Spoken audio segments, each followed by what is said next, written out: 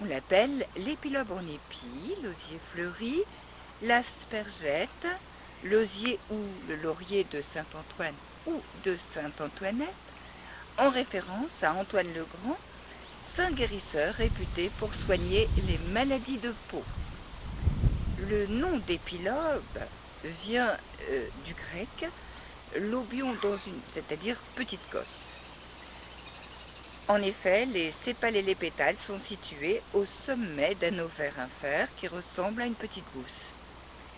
Les feuilles effilées ressemblent, quant à elles, à celles du laurier sauce.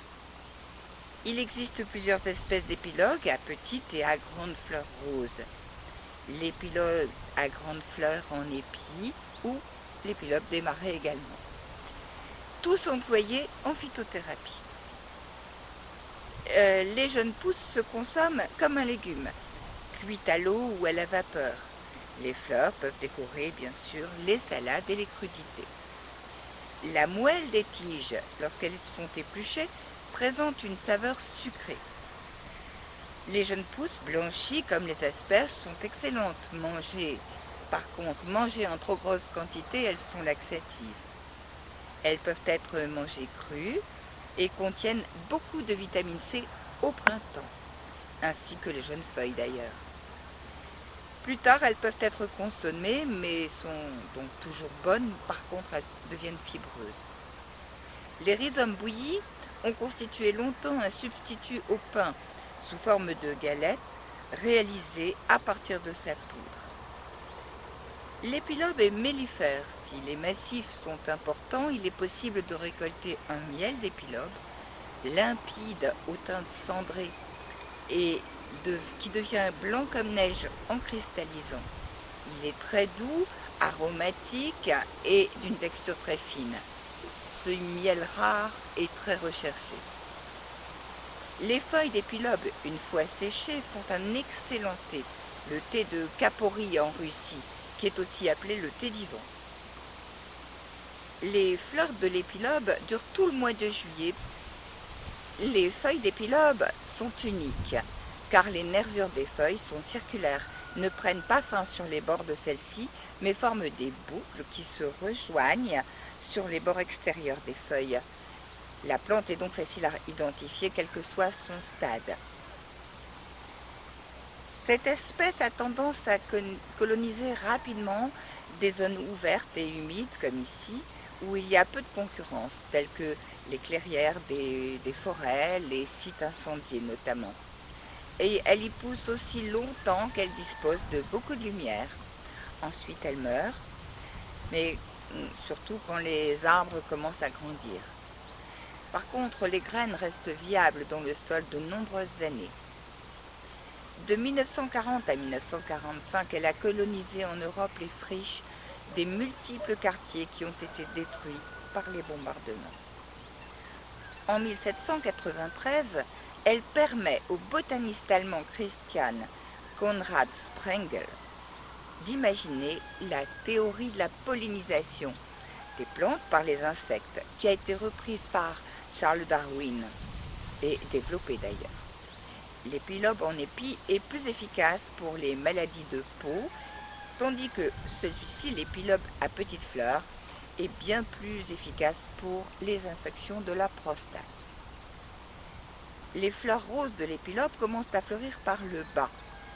La récolte se fait toujours par temps sec et chaud, et il est donc impératif de faire sécher la plante à l'ombre.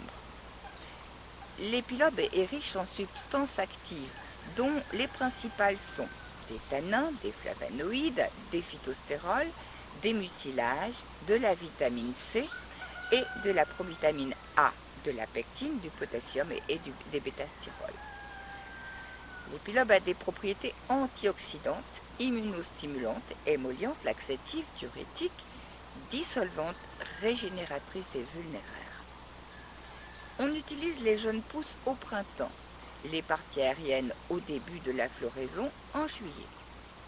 Et pour ne pas perdre les propriétés de la plante, il est souvent préférable de l'utiliser en teinture mère, donc tout au long de l'année.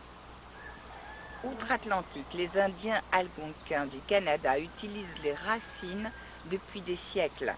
Il l'employait pour traiter les furoncles et purifier le sang. En France, l'épilobe traite l'hypertrophie de la prostate depuis les années 1900. La racine a une forte action astringente. Il est donc conseillé lors d'une cure de ne pas dépasser 21 jours et de faire ce que l'on appelle une fenêtre thérapeutique. C'est une pause, tout simplement.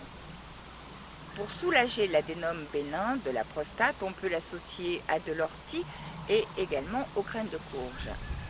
En fait, on l'utilise pour tous les troubles de la prostate, que ce soit inflammation, adénome bénin, prostatique aiguë.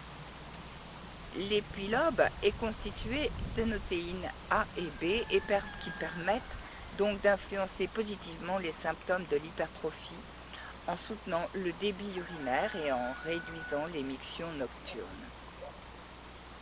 L'épilobe peut également être utilisé en compresse d'infusion de feuilles pour les brûlures, les enflures notamment, mais aussi en gargarisme, pour les laryngites, les aphtes et toutes les affections buccales. En baume, donc en pommade, il est utilisé pour les troubles cutanés et soigne les plaies en application, donc grâce à ses vertus antiseptiques. Enfin, des études ont démontré que des extraits d'épilobe induisent l'apoptose, c'est-à-dire la mort naturelle des cellules cancéreuses.